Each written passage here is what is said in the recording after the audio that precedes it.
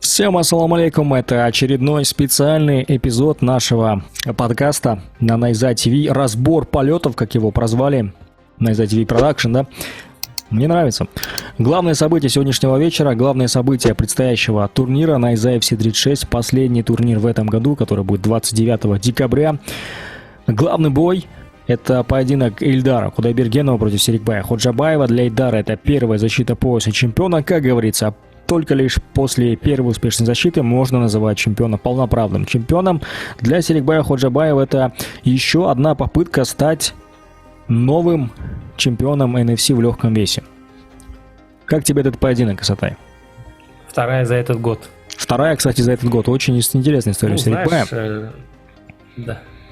Да, очень интересная история. Он в январе дрался за пояс, теперь в декабре. То есть открывает, закрывает титульными боями, но там уже все в его руках, да, он может закрыть год с поясом на руках. Вообще его история поражает просто. В начале года он просто был уничтожен в 5-раундовом бою, да, против Фанили Рафику, там вообще без шансов. Потом возвращение против Бекова, плюс он выскочил на коротком давлении, в полусреднем весе еще. А потом совершил апсет против Долгиева, который вообще все были в шоке. Ну и на этот бой он в целом, да, вышел вообще другим бойцом. В целом мы видим, что Фаниль, поражение от Фанили, оно как-то вот повлияло, да, на Серикбая, потому что мы видим, что он ментально изменился, психологически немножко уже другой боец стал. Ну и видно, что немножко такой профессиональный подход все-таки, да, у него, потому что мы после первого его титульного боя слышали, что он недостаточно тренировался так, как должен был. Ну и мы видим, что за один год всего лишь вот такой вот прорыв, что он в течение одного года уже второй титульник себе зарабатывает. Очень будет интересно посмотреть. И учитывая то, что он сильно прибавил в физухе и прибавил ментально, и у него в принципе функционалкой нет проблем. Особенно вот последний бой это показал. То есть я думаю, это уже не тот боец, который был в январе этого года, и для Ильдара Кудайбергенова определенные проблемы он доставит. То есть в целом, как боец, он, там, знаешь, каких-то изменений в его стиле нет. Это все тот же Серикбай, такой долговязый, да, с небольшим таким корявым ММАшным боксом и с таким хорошим партером. Но нет вот этого вот связующего звена именно вольной борьбы. Он очень плохо стоит на ногах, как мы поняли. Это вот Беков его переводил, Долгиев переводил, Фаниль Рафиков его переводил. То есть, в принципе, соперники его очень легко переводят. В этом плане он очень удобен для Ильдара Кудайбергенова, который довольно-таки коренастый для своего веса и борется очень хорошо. Ну, он посмотрит, скорее всего, бой, как Фаниль бился против Серикбая. Да, это такой показательный бой, как нужно действовать против него. Но в целом у него шансы хорошие. Если в 4-5 раунду функционально просядет Ильдар, да, как мы видели, вот с Долгиевым был бой, пережил какой-то натиск 2 раунда и в 3-м просто переехал соперника. Примерно такое может случиться в бою против Ильдара, потому что после титульного боя я его видел там на турнире по грэпплингу, на турнире по вольной борьбе. Форма его, знаешь, не радует. Надеюсь, к этому поединку, ну, это все-таки профессиональный бой, он подойдет в очень хорошей форме, но если он не будет в хорошей форме, то у него будут очень большие проблемы, потому что Серикбая, который бился в январе с Фанилем, с нынешним Серикбаем, который будет драться с Ильдаром в декабре, вообще сравнивать не стоит. Кстати, знаешь, что самое интересное, я вот только что посмотрел, когда именно дрался Серикбай против Фаниля, 29 января 2021 года он дрался против Фаниля, и 29 декабря 2021 года, ровно вот сколько времени прошло, он будет драться против Ильдара Кудайбергенова, тоже за пояс чемпиона в легком весе. Вот такая вот интересная история. Знаешь, что вот ты мне перечислил хорошие, классные качества Серикбая, мне он тоже очень нравится как боец, как человек в целом, очень такой скромный, воспитанный, но при этом и на язык подвешенный, однако почему-то вот где-то что-то как-то на пресс-конференциях этого не говорит. Пресс-конференция заканчивается, ты с ним где-то там что-то говоришь, он тебе как что-нибудь скажет, ты такой, а что ты там не сказал? Ну, такой вот человек. Но вот единственный момент, что мне не нравится в Серикпае, все-таки, возможно, это тот факт, что он слишком, наверное, много внимания уделяет джек-пи-джек, национальным виду спорта, а в джек-пи-джеке нет партера, знаешь, нету даже какой-то базы вставания из партера, что ли.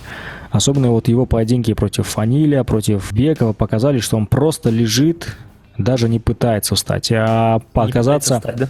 Да, оказаться под Ильдаром опасно. Он контролировал Фаниля, а у Фаниля очень хороший партер, к тому же. Поэтому это единственная опасность, мне кажется, для Серикпая. Как ты считаешь?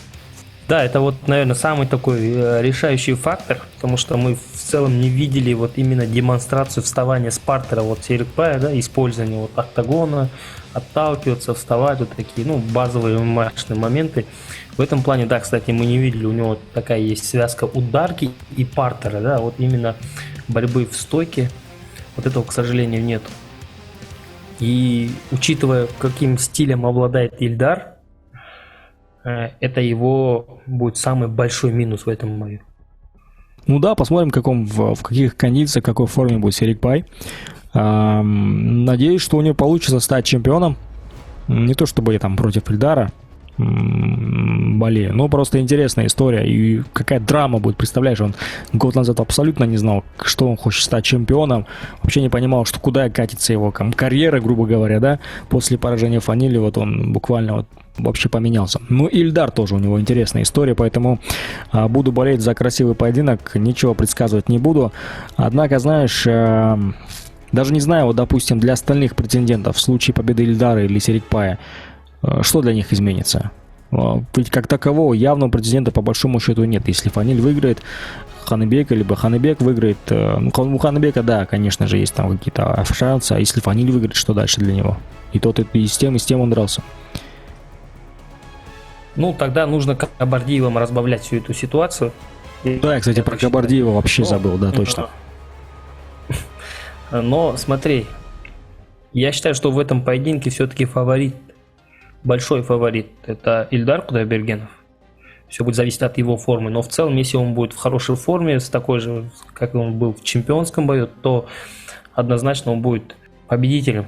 Должен выйти победителем из этого поединка. Поэтому для меня он фаворит. И, скорее всего, бой завершится именно в его пользу. Либо технический нокаут в позднем раунде, либо уже полностью 5 раундов мы увидим. Вот такой у меня прогноз. Ну да, действительно, чемпион в любом случае будет фаворитом. И если он будет в такой же форме, как и в бою против Фаниля, да, тогда Серикбая будет очень сложно. Но если Серикбая будет в такой же форме, даже в лучшей форме, чем в бою против Хамзата Далгиева, то и у Ильдара тоже проблемы. Поэтому все зависит от их подготовки, правильно? Да, тут надо понимать, что Серикбай очень долго, активно тренируется. Он в последних числах августа провел бой, и у него, я так понял, он немного отдыхал, и это же тоже имеет такой накопительный эффект.